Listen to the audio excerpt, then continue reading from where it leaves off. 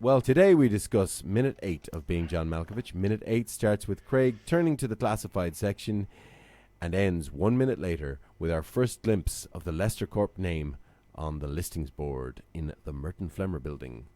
I suppose this is the point where I can't remember the sort of official name for it in the script, but this is the point where the direction starts to happen in the plot. Like we've established our protagonist, we've established his world, we've established what he wants. Everything's in place for that. Baby. But now we're at the point where the actual wheels of the forward momentum of our story is going to take place. And I think the fact that it's happening in minute 8 is a testament to just how well sort of paced the film is as well. Yeah. Because it's like some films will take like 20 30 minutes just getting to know the characters, but this film is for it doesn't hang about. No, it doesn't. It's very economical. It doesn't waste any time, which is great. Yeah. And as you say, it starts with the image of him. A very antiquated image now, I think, circling newspapers. Because I think most people will just sort of flick through Indeed.com or Total Jobs in vain. It's kind of nostalgic. It's kind of nice. I know that feeling all too well. And there was something I noticed as well. I didn't know if this was part of the satirical tone or whether this was actually what classifieds were like. But I was looking through some of the other listings that he was not even the ones he was looking at, just the ones next to him, and it was saying things like one of them was attractive female wanted for office admin job. I don't think it said attractive. I think it's they euphemistically say good appearance or something, which is which is a way they cover themselves by saying that we're talking about how you present yourself, not talking about your actual looks. You know what I mean? Yeah, so I think it's like plausible deniability, but they're actually looking for somebody attractive.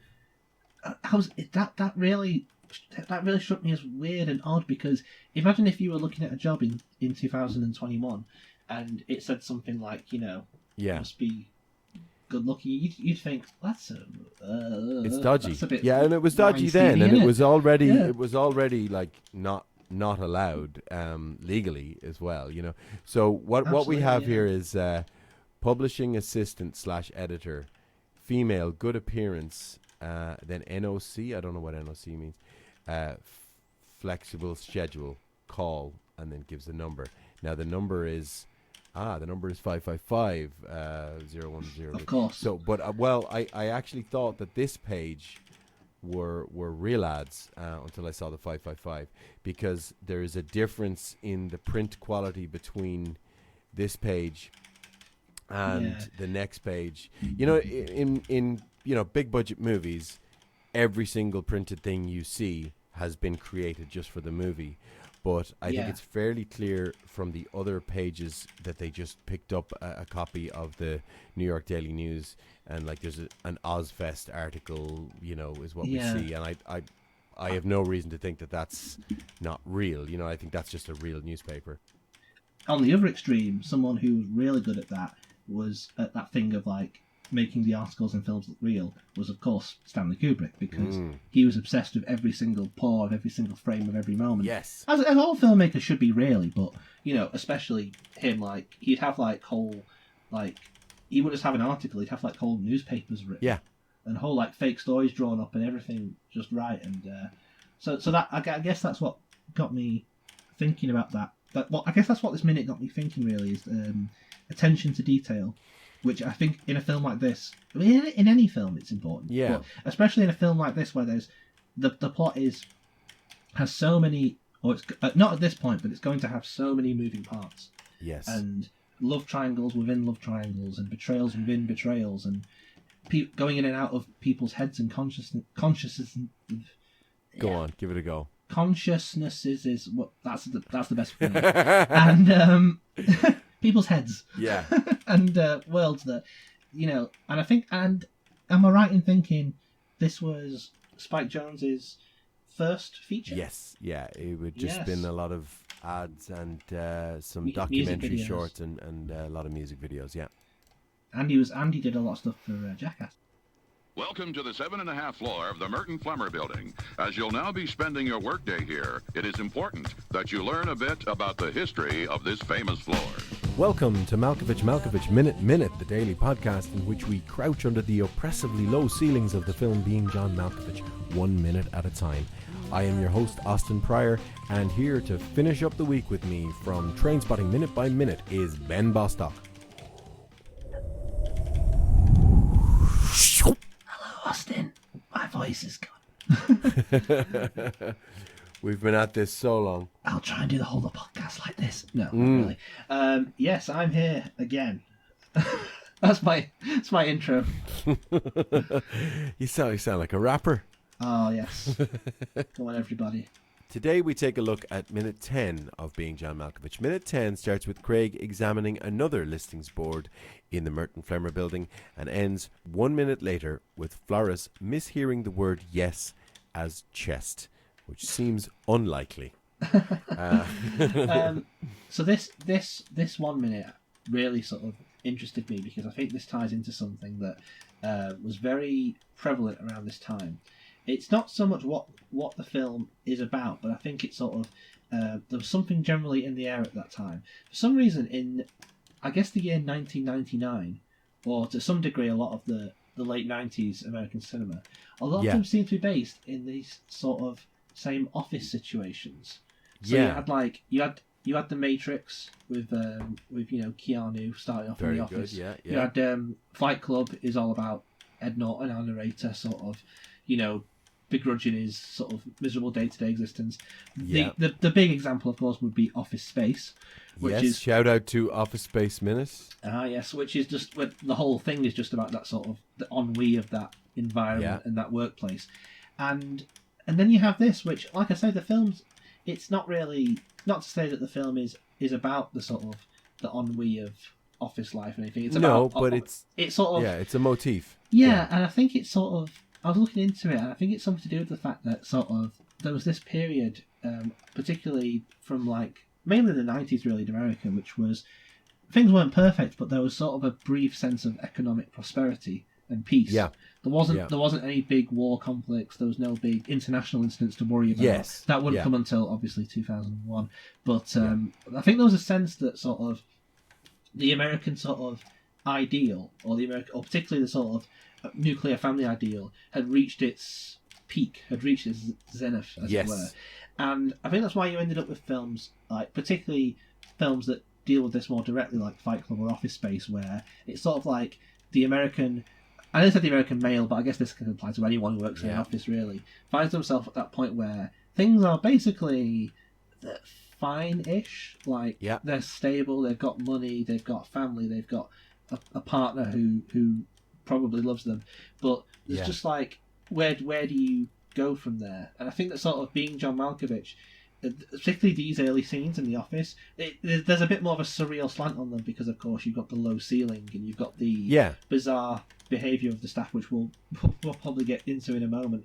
But it almost feels like, I don't think this was intentional, because a lot of these films came out in the same year, so I think there's just something in the water at that time, I guess. Definitely, It's like a subversion of that to a worryingly. We used the word dream logic a lot in the previous one, but it's sort of that same thing of just it's a hard thing to put your finger on.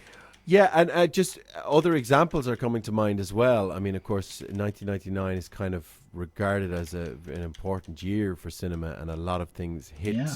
And another one is American Beauty, which doesn't have a huge amount in the office, but the bits in the office at the start are very key. Sam Mendes made sure to put columns of text on the screen to make it look like jail bars. And that was one of the little motifs in the movie, and showing the prison of the office life. And so it's definitely, I'm just trying to think of other films that came out in 1999. American Beauty definitely falls into that category. And Fight Club does so much about office language and office culture and breaking out of it.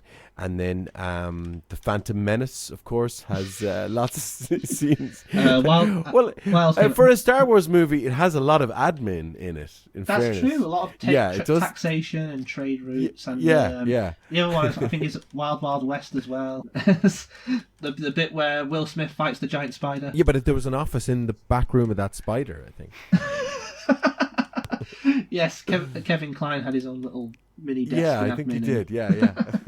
Yeah, but yeah, I was. There is sort of like you could probably do this for pick any sort of random year, and you'll find something that it's not as if people got together and said like this is the theme of art, as it were. But there was just something that was just in the air about that time, and I guess that '99 was the point where there was also a lot of anxiety as well about the fact that, like I say, the crushing of the nuclear family ideal that had been originated in the 50s, which everyone had now grown up to become. The idealistic kids of the 50s and 60s had grown up to become the cynical adults of the 80s and 90s. Yes. And saw it for basically just what it was, which was a pipe dream. But we get to this little back and forth he has with Flores. Yeah. Which is, I mean, really silly humor of her not understanding what she's saying, but just so well pulled off, and the acting acted with such conviction, you know. Welcome to Lester Corp. How may we meet your filing needs? No. My name is Craig Schwartz, and I have an interview with Dr. Lester. Oh, please have a seat, Mr. Juarez. Schwartz. Pardon? Schwartz. I'm sorry. I have no idea what you're saying to me right now. My name is Schwartz. My name is Schwartz. It's sort of like it's that classic sort of. It's not quite reminiscent of it, but it's sort of like that classic style of comedy that someone you might see in something like, Abbott and Costello or something like that, or where all the best comedy is based on sort of misunderstandings. Yeah. And, well, it is it's very like sketch comedy. The writing here, Yeah, totally. And he came from a sitcom background. Charlie Kaufman came from a sitcom background, so it's like Get a Life was the show he did, or am I misquoting that? Get a Life, yeah. He was one of the staff writers on that. Yeah, it's meant to be a great show and a big influence on The Simpsons, because once Get a Life got cancelled, a lot of the writers went from that to The Simpsons. But Flores is it Mary Kay Place?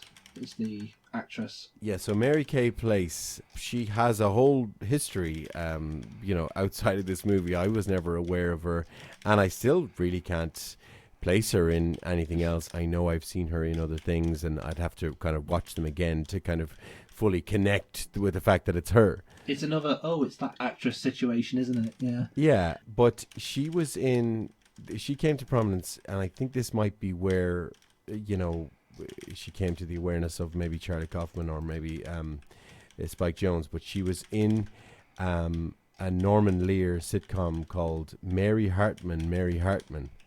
Not heard of that. I've not. Yeah, I hadn't heard it. I hadn't heard of it. I went a little bit down the rabbit hole of it in my research. It was a satirical soap opera, so it ran daily like a soap opera, but it looked more like a sitcom. I mean, a sitcom and a soap opera don't look a million miles away from each other visually anyway. No. But there was no laugh track on it, so it was just really weird to see. So it was like a parody of a soap opera sort of setup. It was, but it had a real sitcom feel to it without the laugh track, which is just really alien to watch something of that vintage. The vintage in question is it ran from January 1976 to May 1977. There's 2 seasons of it, and in that period they broadcast 325 episodes. So Jesus it really Christ. it really was done to a daily. It's done to the schedule of this very podcast, 5 days a week, like as far as I understand. That's like a soap opera schedule where they have sometimes 2 a week or 3 a week. They just blast out, just pump them out, I imagine then, in that sense, I admittedly I'm not familiar with the show, but from the sounds of it, it sounds like she might understand the tone of what this film is going for.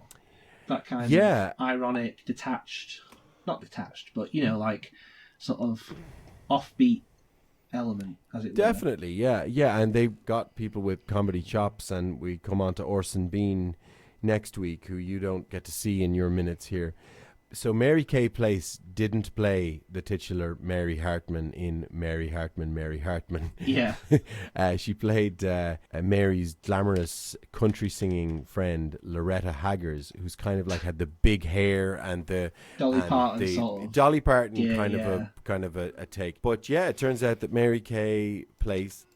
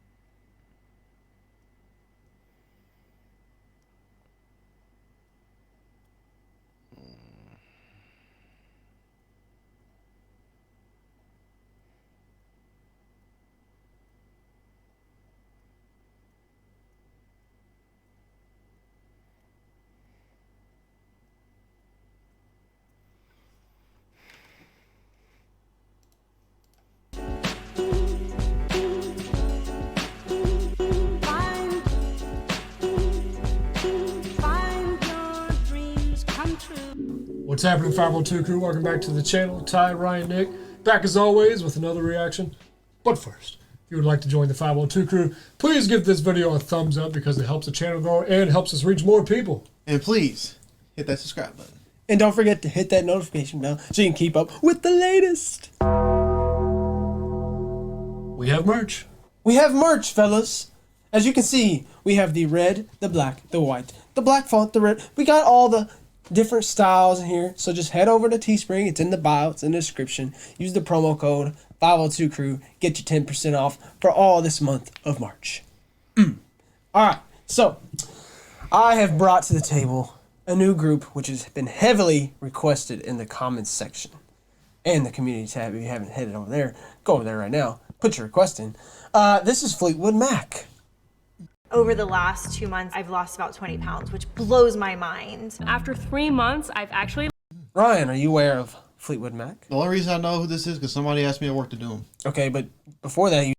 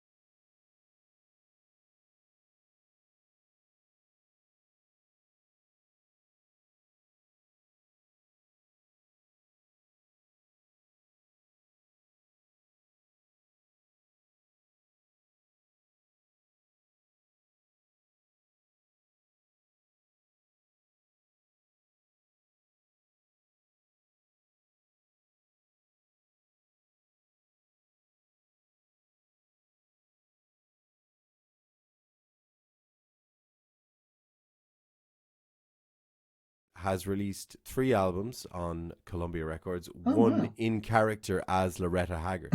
So there was like a tie-in.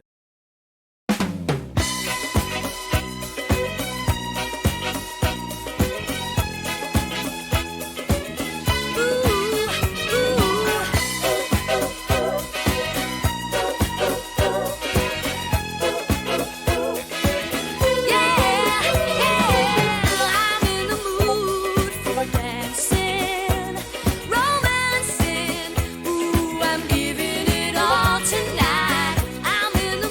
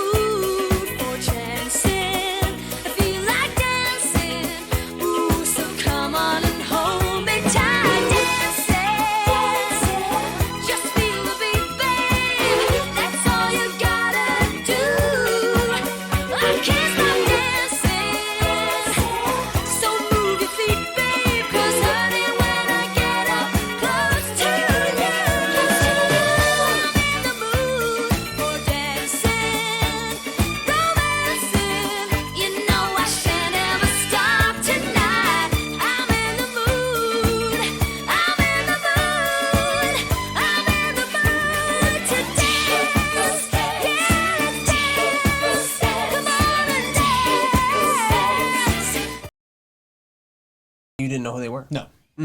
So I've heard a couple songs, I believe.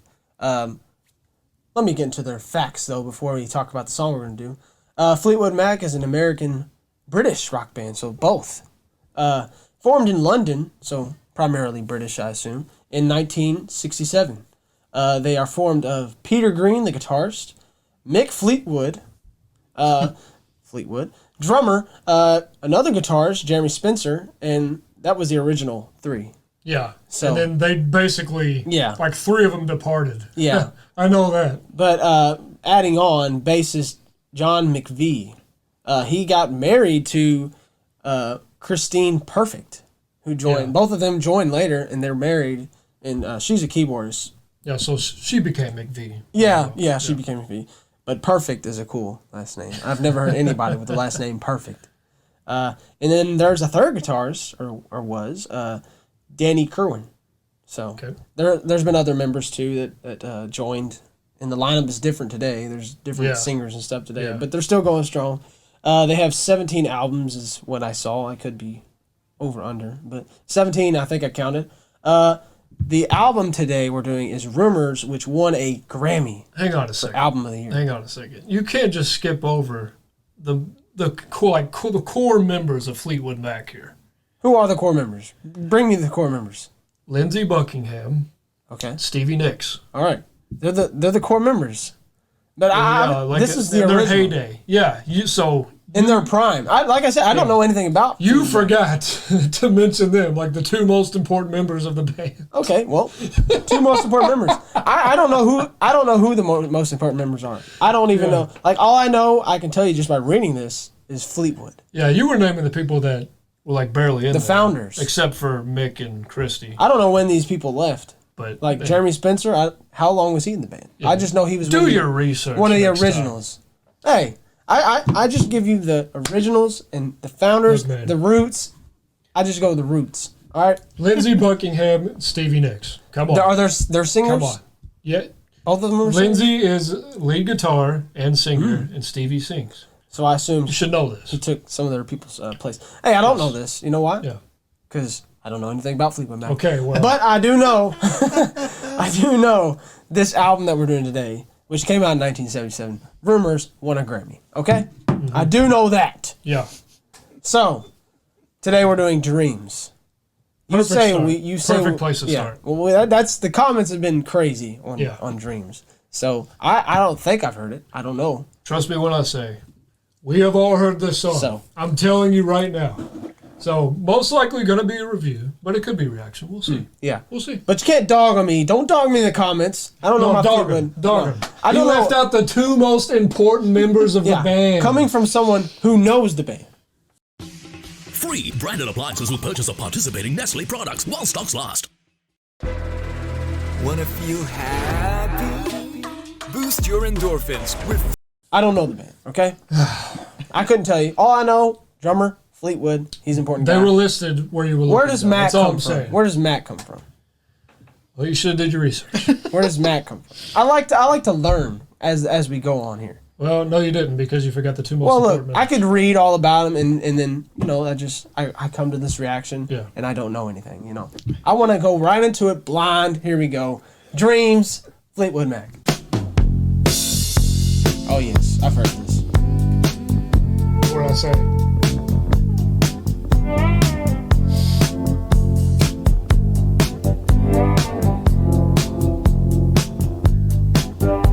Now here you go again. You say you want your freedom. Well, who am I to keep you down? It's only right that you should play the way you feel it. But listen carefully. Was I right or not? Oh yeah, Yeah. I knew this right off the jump. I was Yeah. like, oh, I've definitely heard this. Exactly. Movies, it's just So- big into pop culture. So yeah, that is Stevie Nicks singing. That's Stevie Nicks singing. Yes, one of the most popular singers Wow. of the 70s. So Wow. Well, see, I don't know these things. That's why I'm here to learn, baby. I'm here to learn. So young, so young. Oh, we are young. This is 70s? I wasn't even thought of. My dad was a child. So she has a fantastic voice. Oh yeah, obviously her voice is great. I mean, it's heavenly. And so Lindsay is playing that guitar in the background. Yeah, that kind of windy sound. And to me, that kind of sounds like his response, you know, just with the guitar after each line she says. So that's pretty cool. And you guys will have to let me know. They were actually in a relationship together. And I think this was around the time where, you know, things were getting a little... out of hand there. Yeah, exactly. So I don't know if they were officially broken up, but I think it was close. So he wrote Go Your Own Way. I think that was directed at her. And I think she wrote this song that's kind of directed at him. So you guys will have to let me know. And they stayed in the band through all this stuff? Yeah. Wow. Yeah. That's awkward. Well, I mean, if you make it awkward, yeah.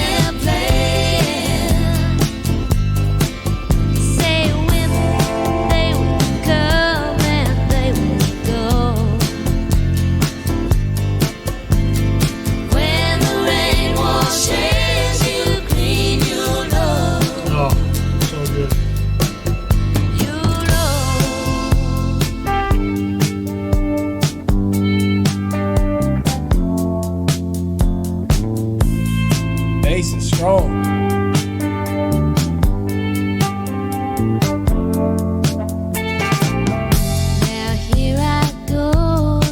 That was a beautiful bridge.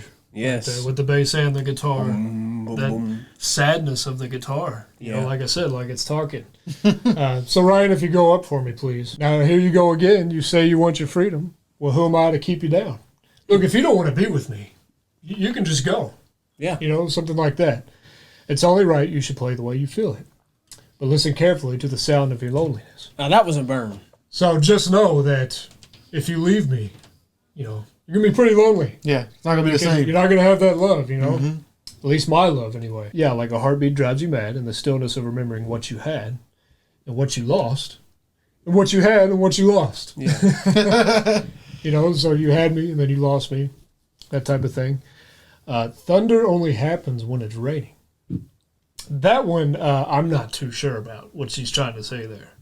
I mean, that could really mean anything. Players only love you when they're playing. Say women, they will come and they will go. When the rain washes you clean, you'll know. Yeah, you can sit here and be with these other women, date here and there, you know. But true love, that's tough to find. So she's saying, like, you know, if you let this go, you might not find that again. You know, when the rain washes, when everything's, you know, you may think this is good for you, but when it settles down, you'll see. Pretty much like, you know, when it's raining, when you see clearly through all the rain, you'll see that I was really the one for you. Yeah, you'll see the truth. Yeah, exactly. So, yeah, The truth will set you free. Yeah. Again, just kind of one of those sad but also beautiful at the same time. One of those songs.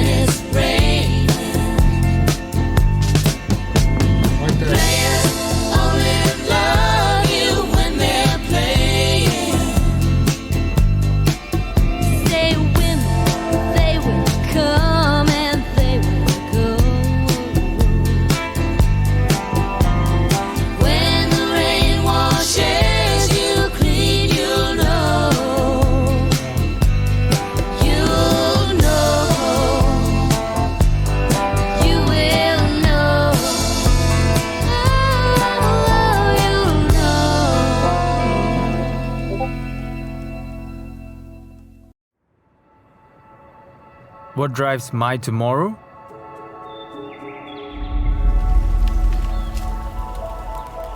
It's all about sustainability.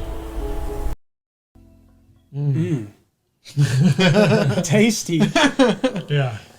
You know, the song's called Dreams, and it's a very dreamy song. Yes, it I is. mean, it really is. It's a classic. Yeah. I mean, that song, man. I didn't want to end. I just wanted Yeah. to keep bobbing. Yeah. It's just kind of a perfect, you know, I don't, was this, obviously this wasn't classic rock at the time. Yeah. I don't know if this was considered pop at the time. Yeah. But man, it's just, for what they're trying to accomplish here, it really is just kind of the perfect song, the atmosphere they're trying to create. Here. Yeah, she never goes over the top with her singing. She kind of keeps Yeah. it in that lane. Yeah. And so, you know, she, like we said, she's basically telling him, like, you know, you can go if you want. You know, it's sad. Yeah. You know, for both of us, but, you know, me, especially me. But, you know, you'll see that, you know, he probably should have stayed. Yeah, this is like one of those songs like, Yeah. like you just to show somebody and be like, this is what you missed. Oh, read yeah. this, read these lyrics. This is what you missed. Yes. And you will understand. But luckily, you know, he actually did find another person down the line. I don't know if she did. I think she's married. I'm not sure. But it's good because I'm pretty sure like they still toured for a long time, and I'm pretty sure they're good friends. And you know, something that, you know, that I've learned about listening to music, the best songs is when you're the most emotional. Oh yeah, I've said that You know what I'm tons saying? of times. And like, Absolutely. a lot of people say, you know, whenever somebody like really emotional, like any kind of genre of music, when they're the most emotional, it's like the best comes out of them. And I think Yeah. that's true. 'Cause As it's you true can see, emotion. Yeah. as you can see, this is probably one of their best songs of all, Oh, of yeah. all time. Yeah. So Yeah. obviously, she's when she's the most emotional. So I mean, this makes sense. Yeah, you can tell that she loved him. Yeah. You know, she truly didn't care for him. And like I said, I just love, you know, his guitar. You know, he just has backing vocals in here, which he has a fantastic voice as well. Yeah.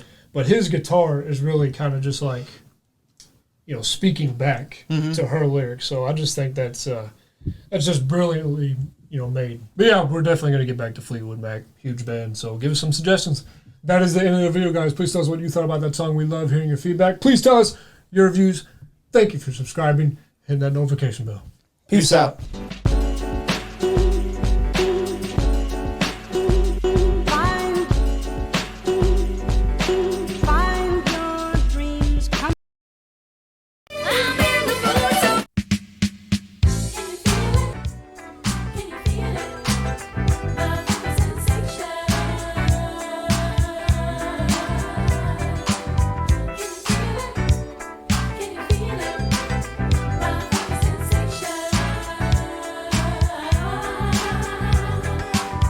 I'm calling all you party people.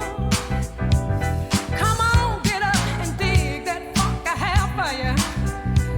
I have a funky sensation that'll spread around the nation. Get up, clap your hands and feel the groove.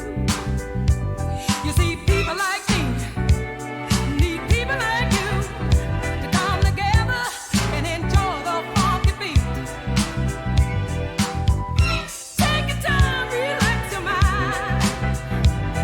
Come on, and dig my funky sensation. Hey.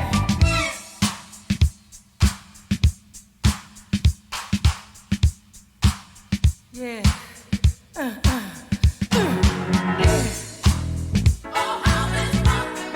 Take your time and relax your mind, baby. Ooh, yeah. It's the funky sensation that I got for you. Yeah, funky sensation that I'm gonna lay on you. Oh, baby. It's a funky now. Ain't it funky now?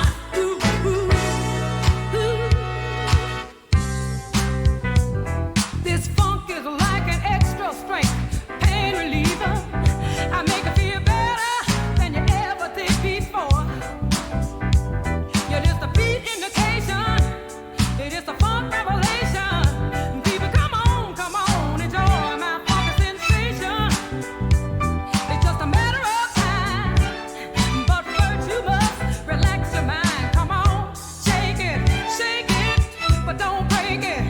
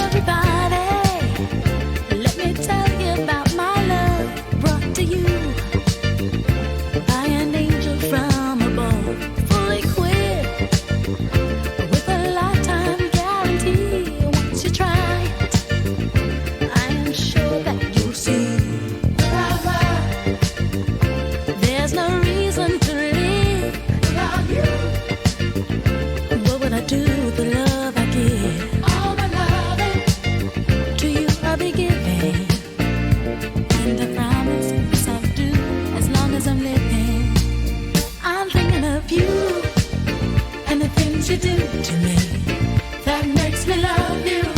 Now I'm living in ecstasy. Hey, it's you and the things you do to me that makes me love you. Now I'm living in ecstasy.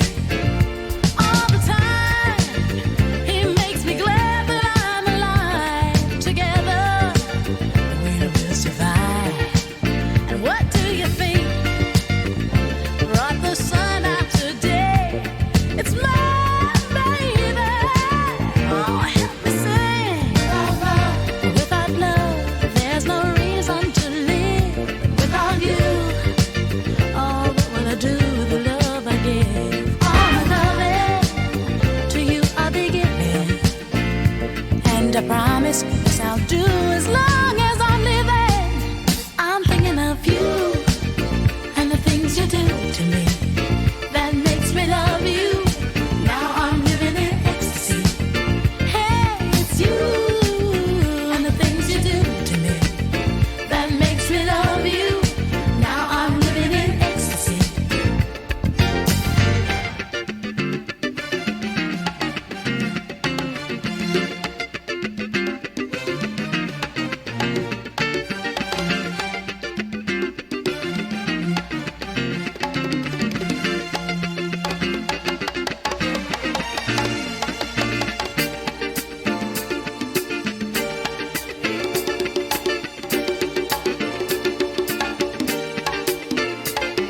I'm in love again, and it feels so, so good.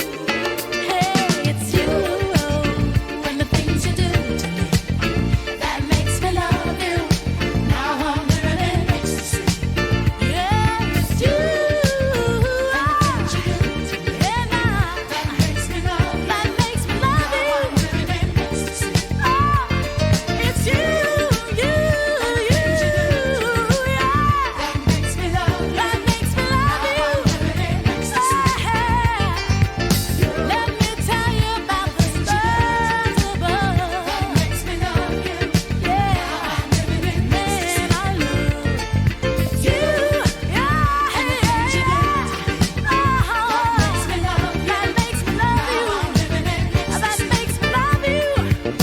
Just keep on doing what you're doing to me. Now I'm living in ecstasy. It's you and the things you do that makes me love you. Now I'm living in ecstasy. Oh, it's you.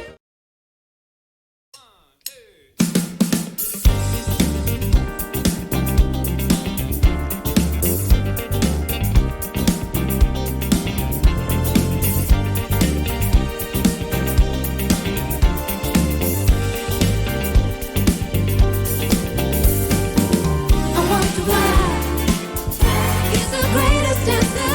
I wonder why did I never see? I wonder why he's the greatest dancer. I wonder why.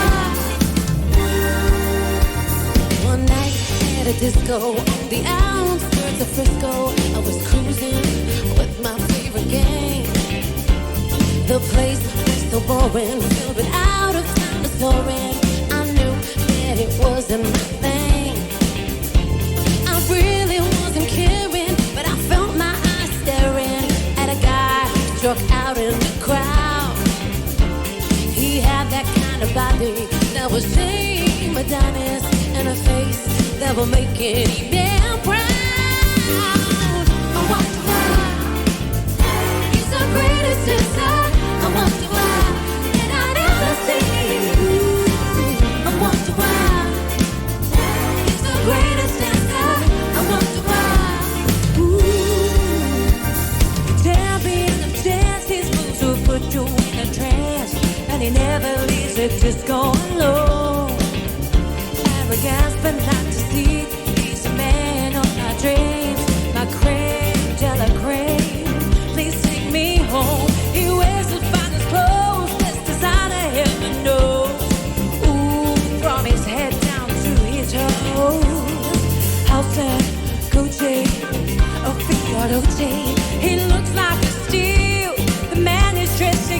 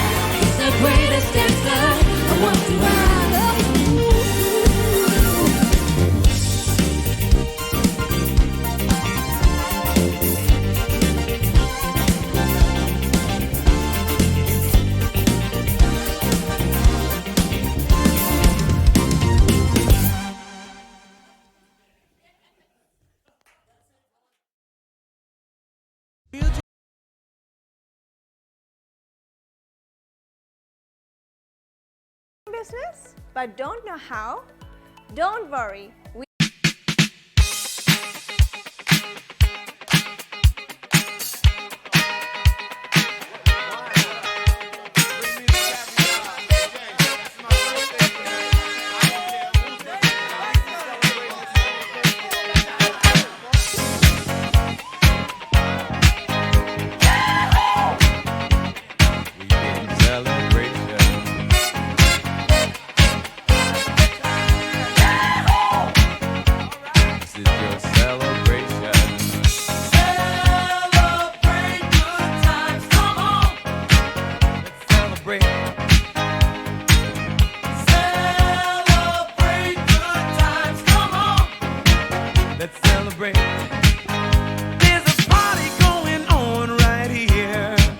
A celebration to last throughout the years. So bring your good times and your laughter too. We gon' celebrate your party with you. Come on now. Celebration. Let's all celebrate and have a good time. Celebration. We gon' celebrate and have a good time.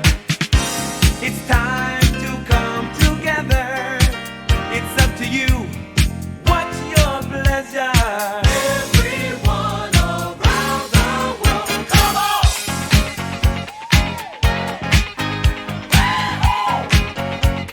It's a celebration.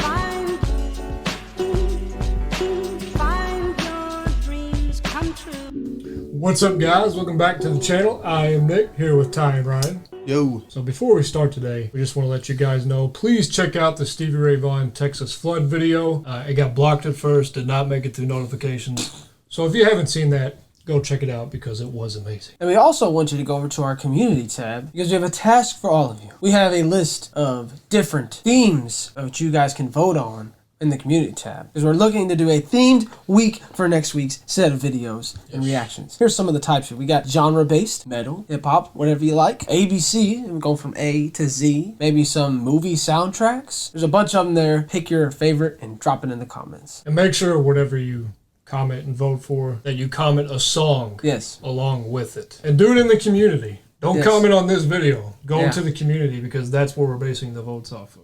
That's right. So Facts. Try to get your votes in by May 8th. It's time to get into some Soundgarden. Soundgarden was an American rock band formed in Seattle, Washington in 1984, and the core members were singer and rhythm guitarist Chris Cornell, lead guitarist Kim Thayil, bassist Ben Shepherd, and drummer Matt Cameron. Now, a lot of people classify them as grunge, some alternative rock, alternative metal, hard rock. I guess at the end of the day, it really doesn't matter, and it kind of depends on the song. I like to put them in alternative rock, but again, it really doesn't matter. Now, they split up in 1997 and then reunited in 2010, and they released their sixth and final studio album in 2012. Unfortunately, in 2017, Chris Cornell committed suicide, and then in 2018, they declared that the band was finished. We're going to do Black Hole Sun. I feel like that's one of their most popular songs. So we'll start there. Chris Cornell apparently wrote this in his head, driving home from Bear Creek Studio in Woodinville, a 35 to 40 minute drive from Seattle. It sparked from something a news anchor said on TV, and I heard wrong. I heard blah, blah, blah, blah, blah, Black Hole Sun, blah, blah, blah, blah, blah. I thought it would make an amazing song title, but what would it sound like? So that's pretty crazy. I think I even saw an interview that said it was like 4 a.m. when this was happening. So he's just driving home, and he's like, oh, that would be a nice song. Just, thinks of it like that. Now, according to Cornell, he said that lyrically, it's probably the closest to me just playing with words for word's sake of anything I've written. I was just sucked in by the music and I was painting a picture with the lyrics. There was no real idea to get across. But this song is from their fourth studio album, Super Unknown, which was released in 1994. And by the way, this album was certified 5 times platinum in the United States. Oh, by the way, Soundgarden, me and you are familiar with. Me and you have heard this song. Yes. I don't think Ryan has. No. So here we go. This is Soundgarden, Black Hole Sun.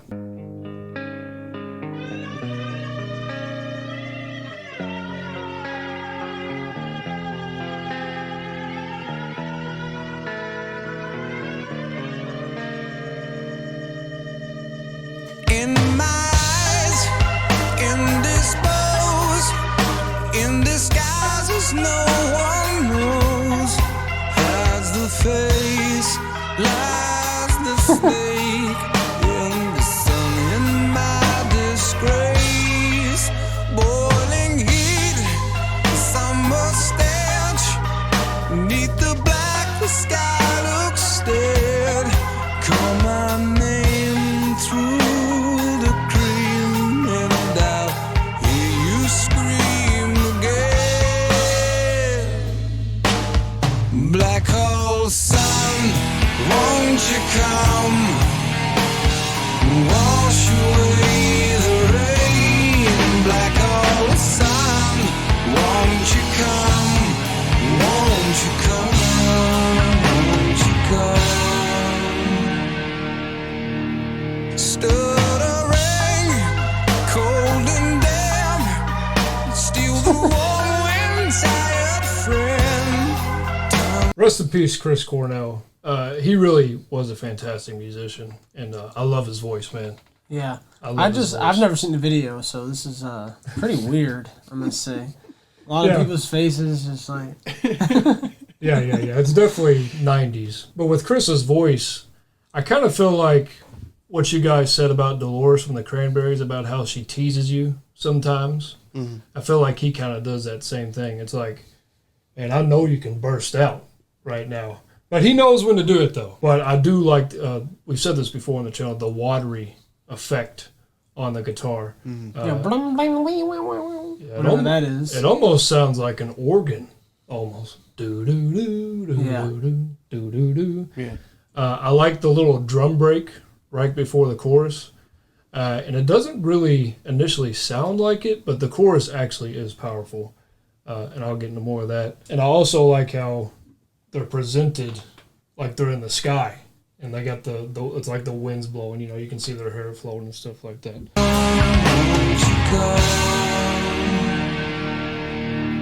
Stood a ring, cold and damp. Steal the warm wind, tired friend. Times are gone for honest men. Sometimes far too long for snakes. In my shoes, walking sleep. In my youth, I prayed to keep. This guitar is good. Heaven send hell away. No one sings like you anymore. Black hole sun, won't you come? Wash away the rain. Black hole sun, won't you come? Won't you come? Black hole sun, won't you come? Okay, so I know Chris Cornell said that he really wasn't trying to get any sort of message across with this song. But let me give you my interpretation. What I think, what this song means to me. To me, it kind of sounds like frustration with the world. All the bad things in the world, all the bad people, the fake people, and I feel like that's why you see the people like they look like in this video. I think that's why they look like that. Now, when you listen to the chorus, it kind of sounds like they're holding back. You know, they're not really going 100%, if you will. And to me, that sounds like you're hopeful that the world will change, but you're not really expecting it. And when you think of the sun can represent hopefulness, but maybe the only way the world will change is from a black hole sun. You know, a black hole coming in and just wiping all the bad out of the world. That would be nice. Just wipe out all the bad people, all the bad things. But realistically, that black hole is going to wipe everything out. Oh, yeah. So it's going to spare nobody. So to me, it's kind of dark because they're basically saying the only way the world's going to change is if we are all gone. There's nobody here. So that's just how I interpret it when I listen to it. So give us your interpretation, because I really want to know what you feel like this song is about or what it means to you. Yeah, it's got to have something, some sort of message or something. So no one just writes a song and, oh, it doesn't have anything. Like, you know, it has something. I don't know, but it's interesting. I can tell you that. The lyrics in here are extremely interesting.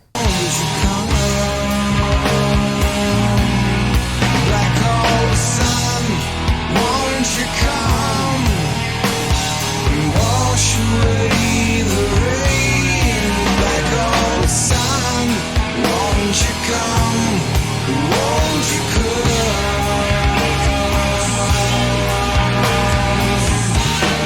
Won't you come? We're getting a little effect up there. Yeah. Won't you come?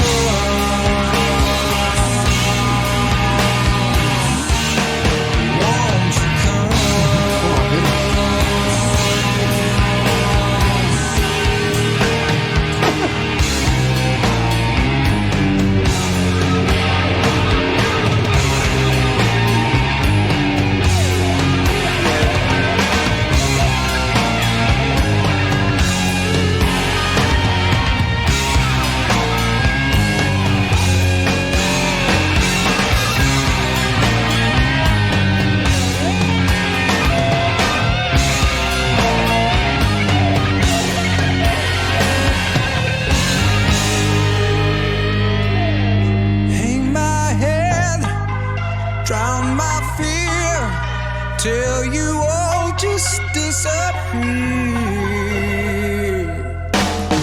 Black hole sun, won't you come? Wash away the rain. Black hole sun, won't you come?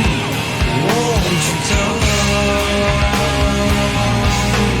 Black hole sun, won't you come?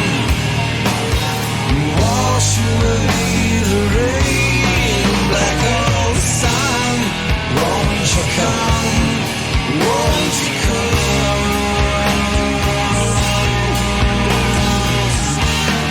Won't you come? Won't you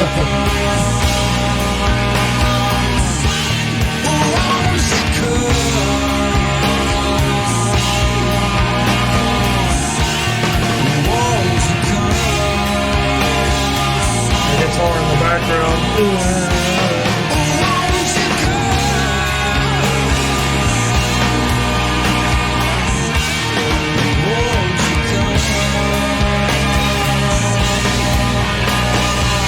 I love that bend. The long note.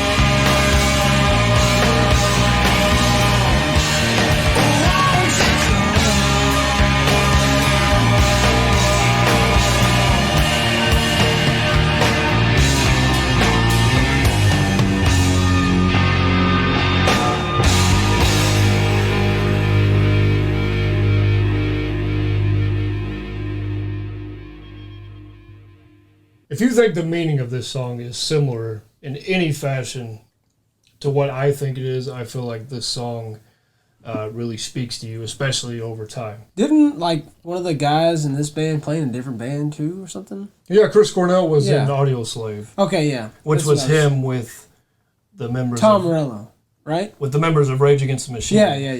Yeah. I knew that was some sort of fact there.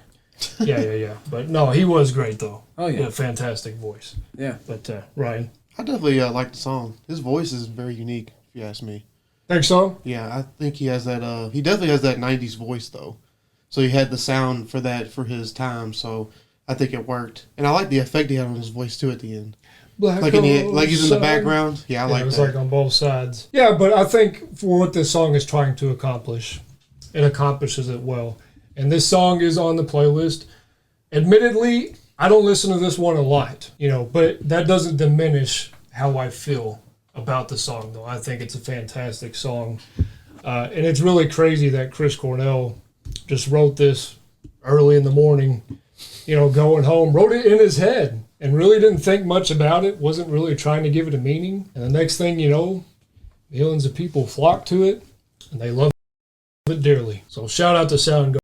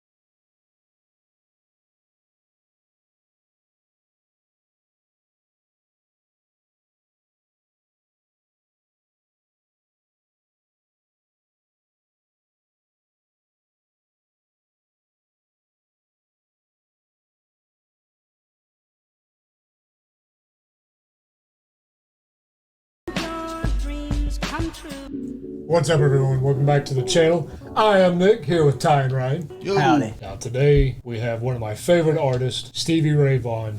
Huge name. Please tell me you have heard the name before. Yes. Okay. I told you I almost did a song by him today, actually. Okay, so if you guys had to guess, how many SRV songs do you actually know? 2. Yeah, I was like, Really? Yeah, maybe.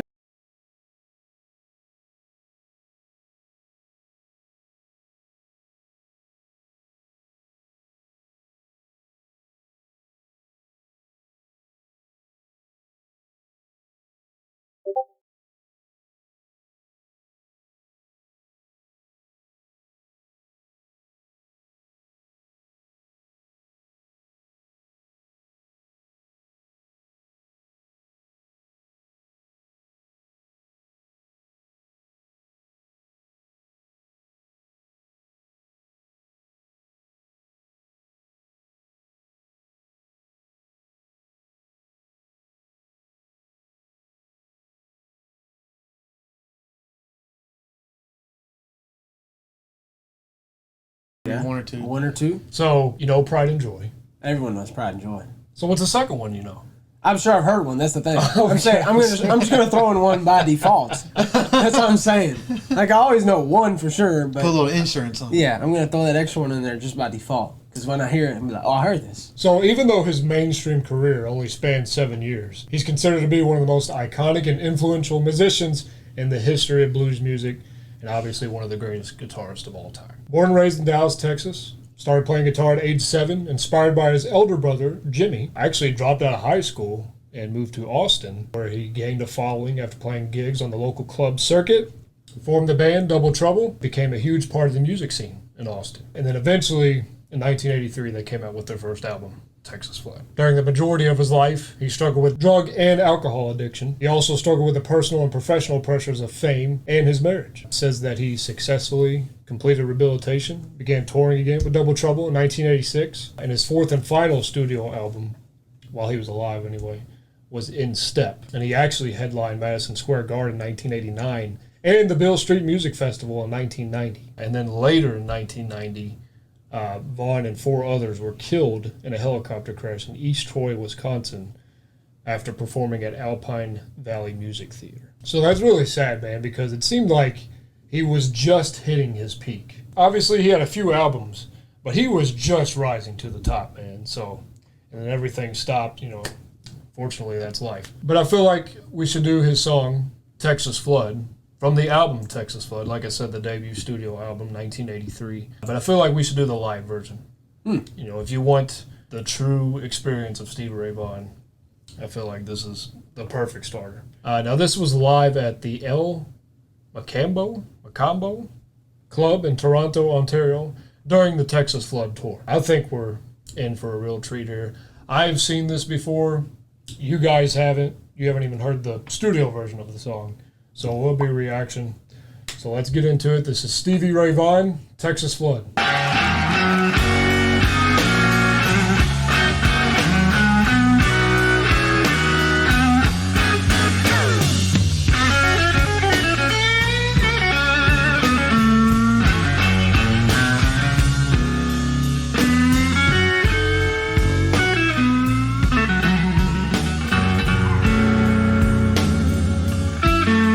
Swaggy, boy. Straight swaggy.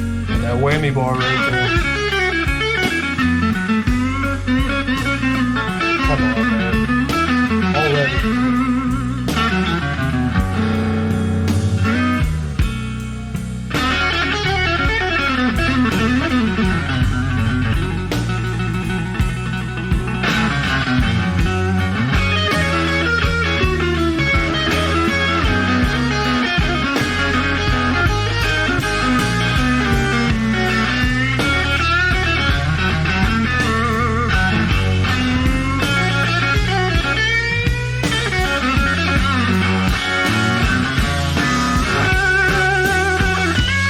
I'm not coming in yet. I'm not coming in yet.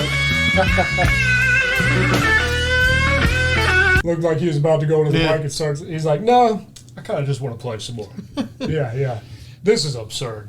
Yeah, this is crazy that someone could just play like this. My with goodness. basically his eyes closed. My God, man. like, oh, I see what you're doing there. Like a guy's hat. Which one? Red. Yeah. Both of them.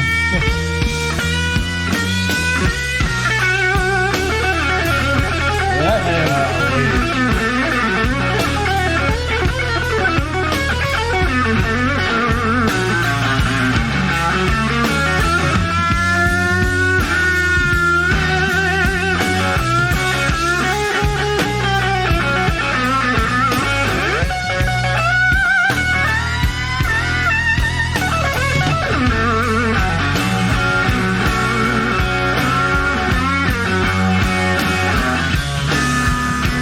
Well, it's flooding down in Texas.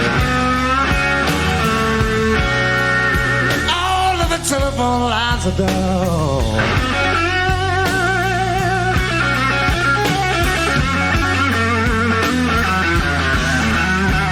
Well, it's flooding down in Texas. All of the telephone lines are You gotta be kidding me. Oh my man. goodness. Are you serious? Woo. You cannot convince me that he is human. We're not afraid to be all that we are.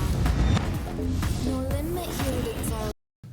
There's no way, man. How can someone be that talented? How can you play guitar that good and sing? Sing well. It's God-given, baby. God-given goodness. talent. He was from another planet, man. I mean, my God. Man, imagine somebody seeing this for the first time. First time they ever saw SRV.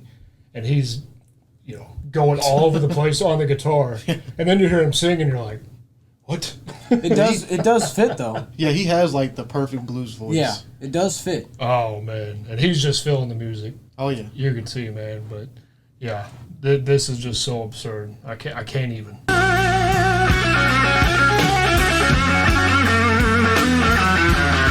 Well, it's flooding down in Texas.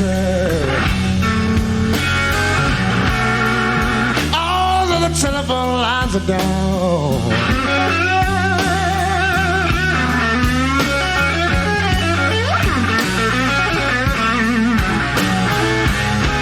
Well, I've been trying to call my baby.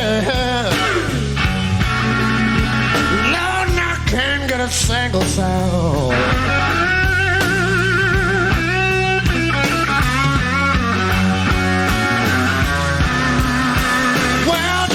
A rolling.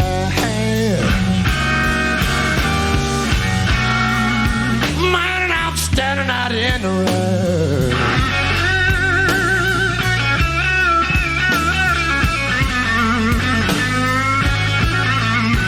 Well, dark clouds are rolling.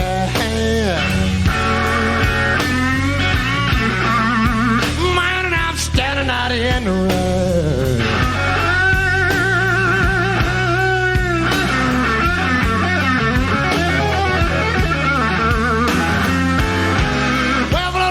Keep a rolling. Mine's about to drive post to the rain side. Look, if you're going to talk in third person, you better be good. Oh, yeah.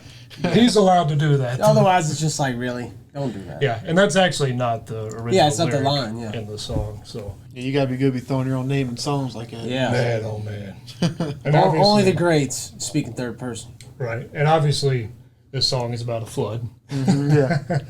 All the telephone lines are down. You can't talk to nobody, man. Oh, yeah, that's tragic. Better hope that rescue comes. And we're fortunate that we've never really been in A a big massive flood, yeah. Really. I mean, here in Louisville, we don't really have to worry about natural disasters Yeah. that much. A flood is probably the worst thing that could happen. Yeah. Yeah, my dad got stuck in a flood before. Yeah, that's true. Other than that, man, we're usually pretty good here, but, a flood's not fun. Oh, no. But Especially when it's your basement. Oh, man. Yeah. It sucks. This is fun, though. Well, the water keep a rolling. Mine's about to drive post to the rain side.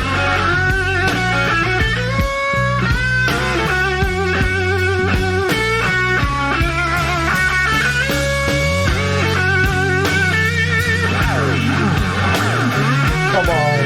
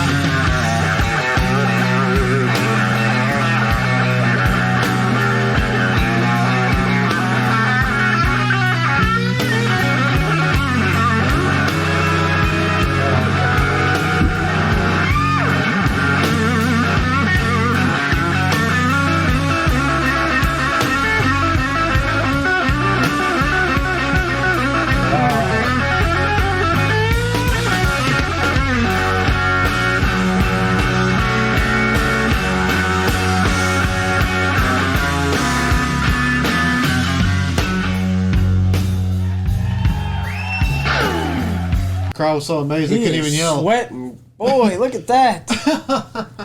He is sweating hard. If I was there, I would have been going crazy, boy. Him doing all that. Man, I know why I can stay quiet. You're crazy.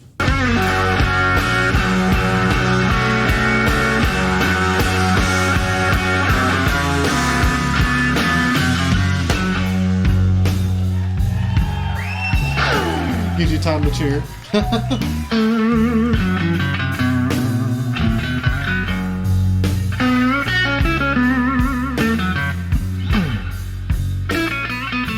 That guitar needs a break, man. Like, give me a 5-minute break.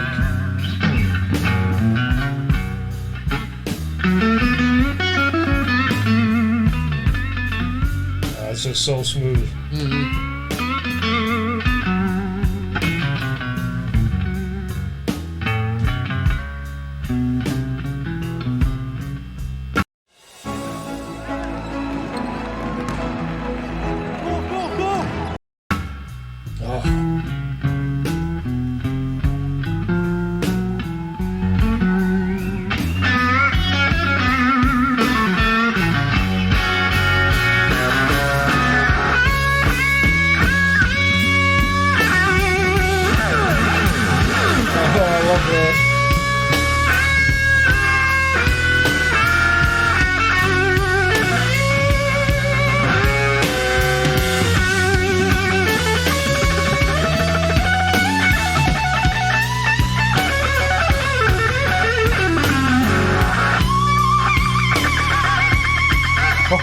Oh my gosh.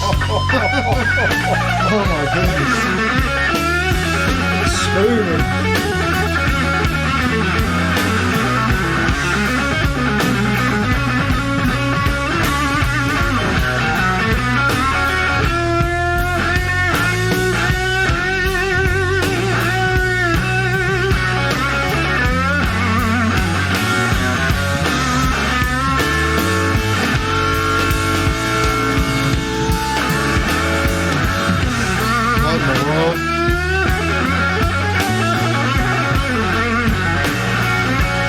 What in the world? This is just crazy. How's he doing it? Oh my gosh. It was too easy for him. It was too easy. He said, yeah. He had to up the difficulty. Oh my goodness. Oh my goodness. It was light work for him, man. Yeah, it is crazy. This is just crazy. no, that's just outright ridiculous. He needed the He can't challenge. see. He can't see. He can't see the guitar. Dude, that's like Michael Jordan at the free throw line, shutting his eyes. It's exactly what that's like. He's just showboating. Yeah. Like, this is too easy for me. Let's show you what else I can do real quick. Dude, that is And absolutely while I'm at ridiculous. it, That is ridiculous.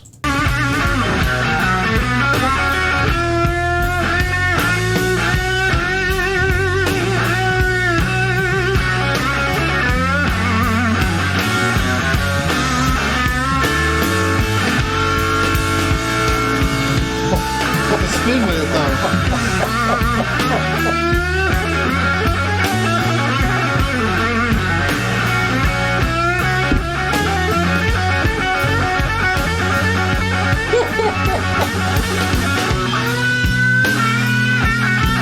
How can I even play it?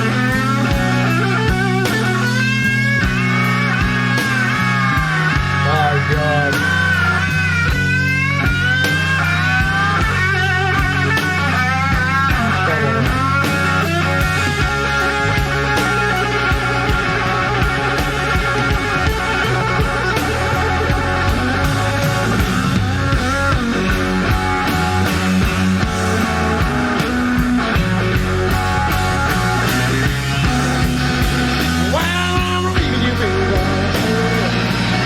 Right back to singing.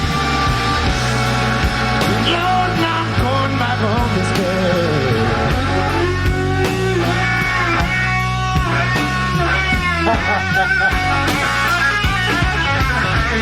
Well, I'm leaving you, baby. Lord,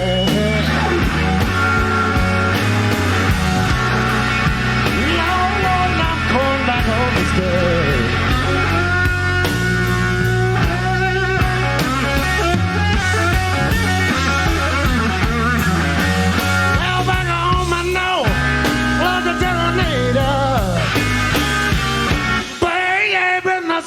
shines every day.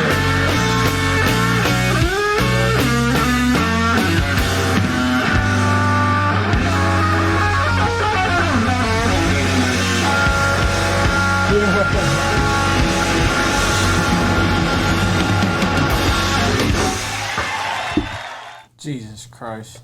My goodness gracious. You just got to bow to that, man. We are not worthy.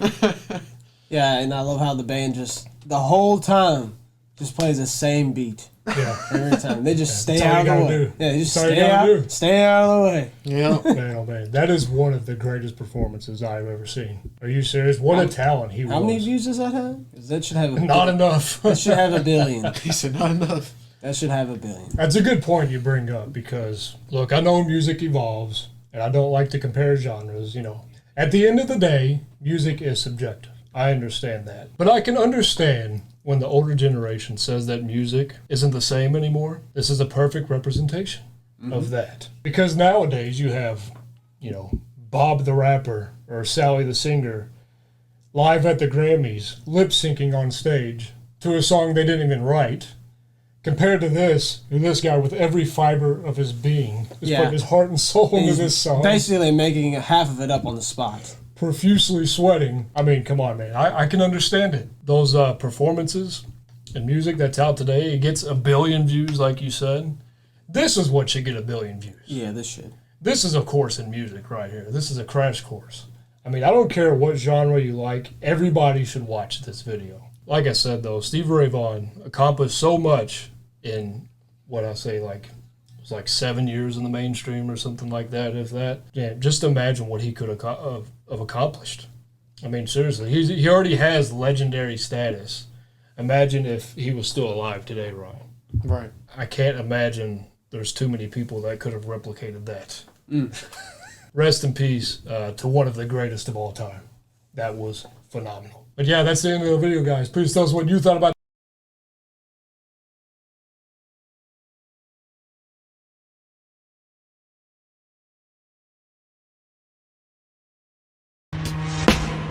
What's up, 502? Welcome back to the channel. Ty, Ryan, Nick, back again with another reaction. But first, if you want to join the 502 crew, we need you to hit that like button. And if you haven't yet, please subscribe. I'm bringing the Tears for Fears. Love the name. Tears for Fears. Love that name. I think it's very interesting how they call themselves that. Yeah. You think it would sound sad, but they're not. So I'm going to give you a little background on them, baby. So, Tears for Fears is an English pop rock band formed in Bath, England. Ooh, Bath. I'm from Bath, baby. Take a bath. You trying to tell me something? Scrubbing myself. Yeah. They were formed in 1981 by Roland Ozabel? Ozabel? Oh. Yeah, you tried. And Kurt Smith. Oh, Kurt Smith. Jesus. Tears for Fears were initially associated with the new wave synthesizer bands of the early 1980s. Yeah. So the members, there's only 4 that's been in this group. That's what I've seen. There's 2 in the present that started from the beginning, 2 in the present now, Roland Ozabal and Kurt Smith. But I think it looks like Kurt Smith took a break. Yeah. Because it says here he was there from 1981, 1991, and it went from that to straight to 2000 to now. Okay. Yeah. So I guess he took like a break. Yeah, I'm assuming. Ozabal is the guitars, keyboards, and vocals. Kurt Smith is the bass, keyboards, and vocals. So yeah, they both sing. They both sing. Yeah. And then there's another dude named Manny Elias or Elias. I don't know how you say Elias. it. Elias. Is it Elias. Yeah, you're right. Elias. I'm pretty sure. Elias. He's the drums and percussion. He was there from 1981 to 1986. So he was only with them for 5 years. 5 years, yeah. So I wonder what happened to that. And then the other one is Ian Staley. That sounds a really popular name. Yeah. For some reason. He used the keyboards and backing vocals. And he was there from 1981 to 1987. Nice. So, but they're not. So the only 2 that's left is the Roland guy and Kurt. Yeah, well, they're the originals. Right. Right? Yeah. Right. So this is a 2-man band. Yeah. That's kind of interesting to me because you don't see many. You don't see many duo bands. Right. Yeah.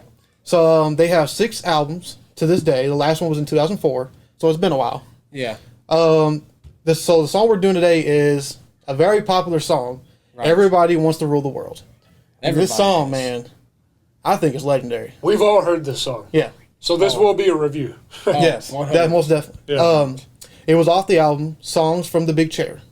And Good album. yeah, I would say The Hurting and Songs from the Big Chair is probably their two best albums they've made. Okay. So I think it was a good song to pick. I think everybody knows this song. Y'all have heard it. I've heard it. So it's going to be a review. This song was like, okay, so I looked up the album for Songs from the Big Chair. It said there was 2 sides, 4 songs in each one. Yeah, they used to do that. So is that because Nick said it might have been because of cassette?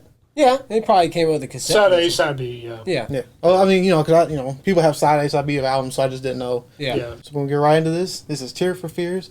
Everybody Wants to Rule the World.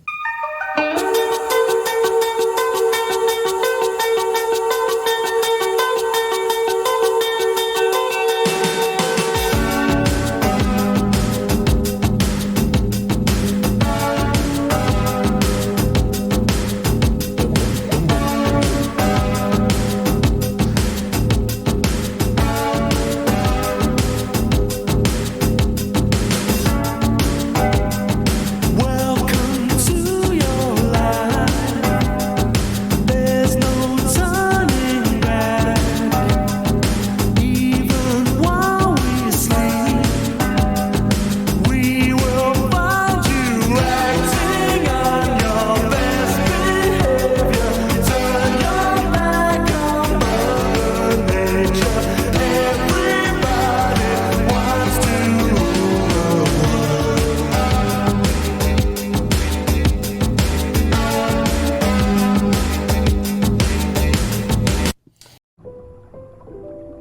Jane has left us. Oh, but I know it's hard. If you don't like this, we can't be friends. Nah, it's so good. The intro. Yeah, I don't know. That's the best I can do, but it's fire, man.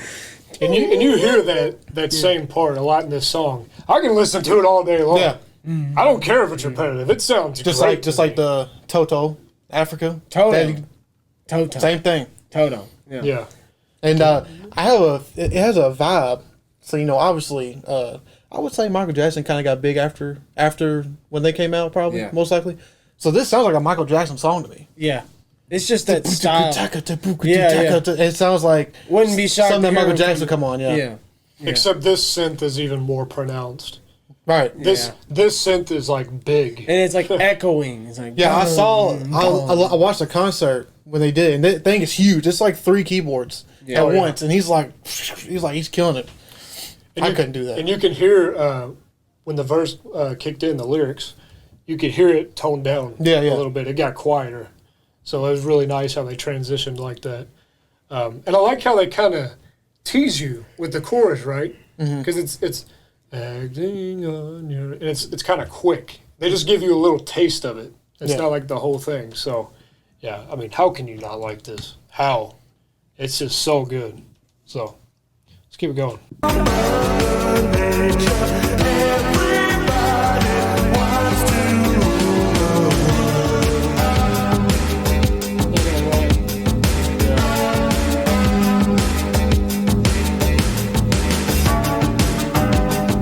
It's my own design. It's my own remorse. Help me to decide. Help me make the most of freedom and of pleasure. Nothing ever lasts forever. Everybody wants to rule. There's a room where the light won't find you. Harmonies. Oh, yeah. When they do, I'll be right behind you. So glad we've almost made it.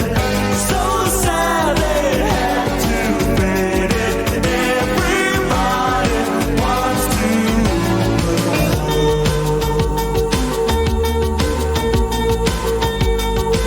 Just let that play. Let that play.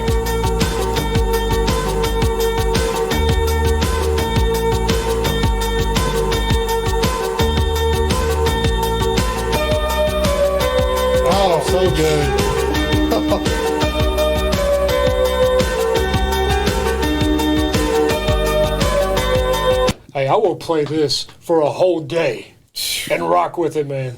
Oh man, this is one of those songs. Like, I don't know if y'all do it, but when you listen to your music, if it comes on after a while, and you can just like, oh, I need to hear that again. Yeah, Oh, I need to hear that again. Like, you Oh, I were need to just hear it listening to again. music, and it was like one of the first ones that came on, but you're like, after you've heard it, you're like, I need to go back to that one. Yeah, exactly. Oh man, Like I So said, good. It's like you didn't get enough of it. Right. I have no problem with repetition if it sounds great. Yeah. Yeah. That, like I said, that guitar, just go, baby.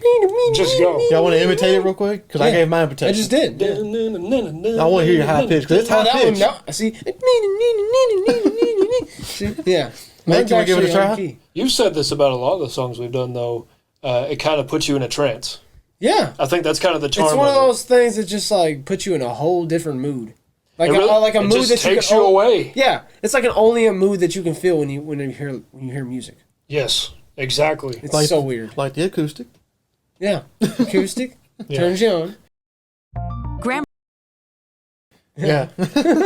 But that just sounds good. It just takes you to another world, man. Oh yeah. And then when the synth kind of changes. Oh man. Oh man. Running it back. And then when it gets it. I was like, oh my god. Oh my gosh, Ryan. I can't do it. I'm sorry. Yeah. But honestly, this bridge is probably my favorite part of the song. I mean, it is just so good.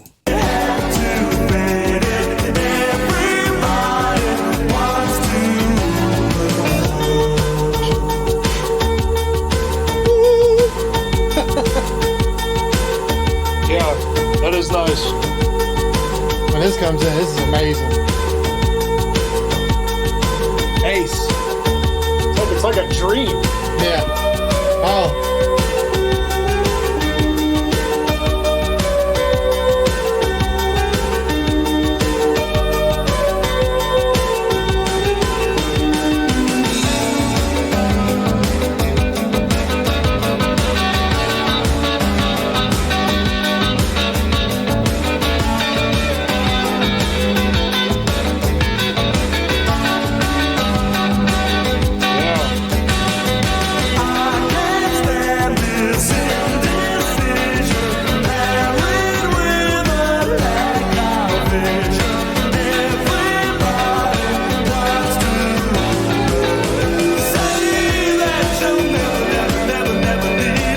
I like that.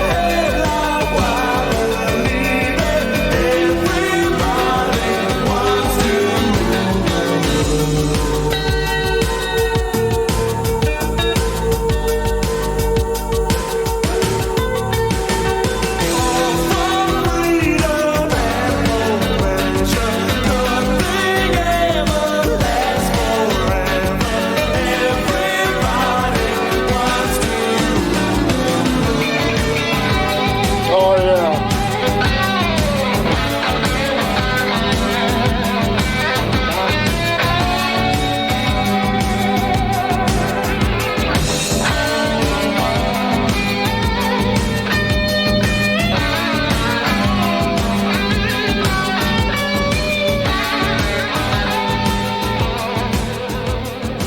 Ooh, fade.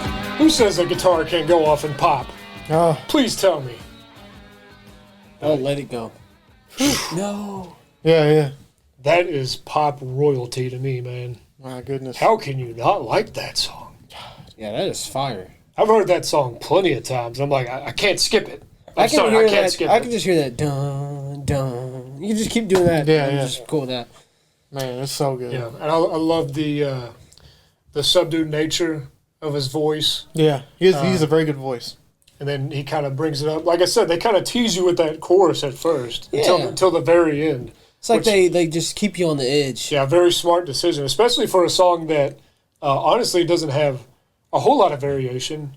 But for a pop song, it does, though. Yeah. For back then. And you know just what I'm that saying? line though, like everybody wants to when he sings it like that, it's like you think he's gonna go up and he just brings it down. He's like, everybody, and he Yes. just brings it up. Yeah, his cadence, is just great. And And Yeah. you think he's gonna go up and he just brings it down. He's like, everybody. And Yeah. like you think he's gonna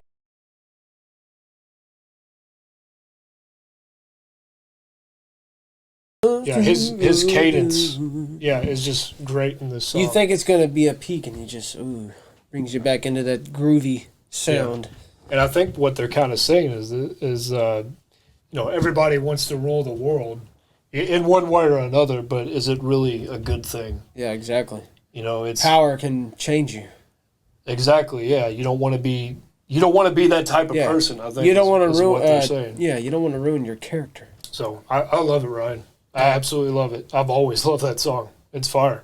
Yeah, I just not gonna lie. So the reason why I picked the song is because I like TikTok. So don't hate me for it. Oh my goodness! I saw because the reason why I watched that live. I told you I watched that video of the live when they did the live band. Yeah. So I saw this on TikTok. Somebody played like a little snippet of the beginning.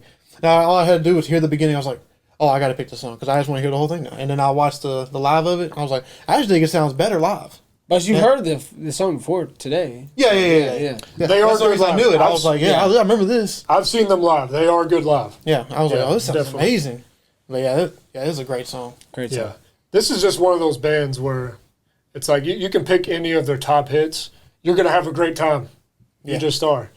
And we probably know 3 or 4 Tears for Fears songs. We don't know a whole lot.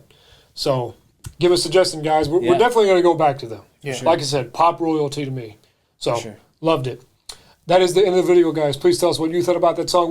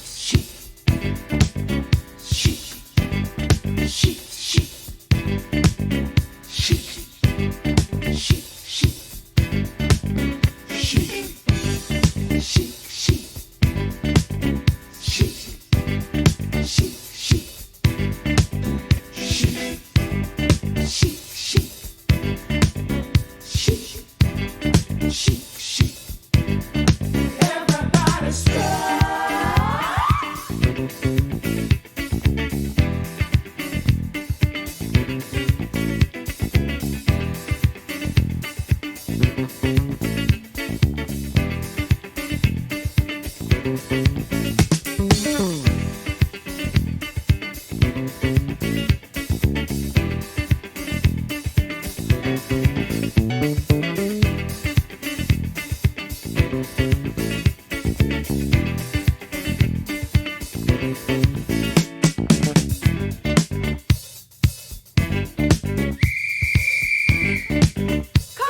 everybody! Give me a C. C, give me an H. H, give me an I. I, give me a C. C, if your fans are chic, consider yourself unique.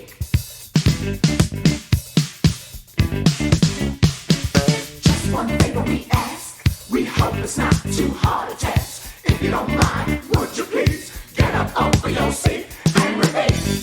Chic, chic. Chic, chic, chic. Chic, chic, chic. Chic, chic, chic. Chic, chic, chic.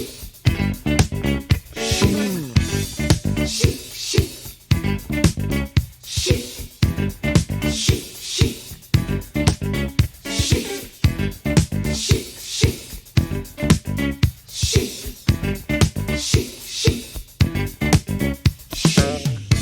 chic, chic. Chic, chic. Chic, chic, chic. Chic, chic, chic. Chic, chic, chic.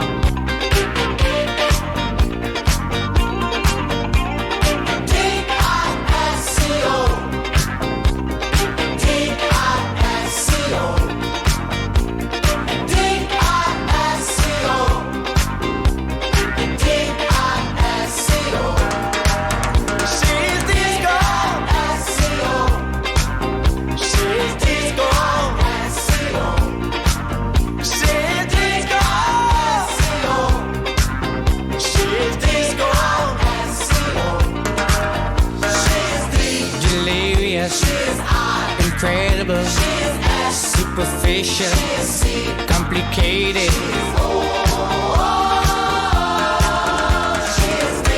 Desirable, irresistible, super sexy, such a cutie.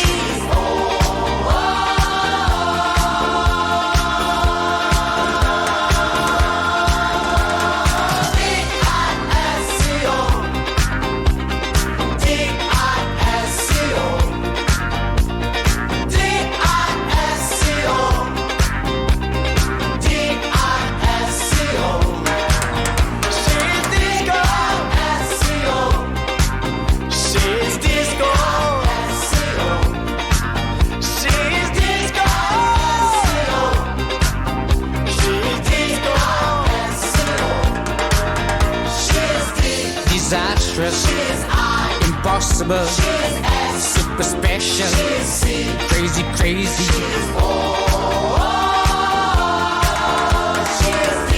Delightful, incredible, sensational, sweet as candy.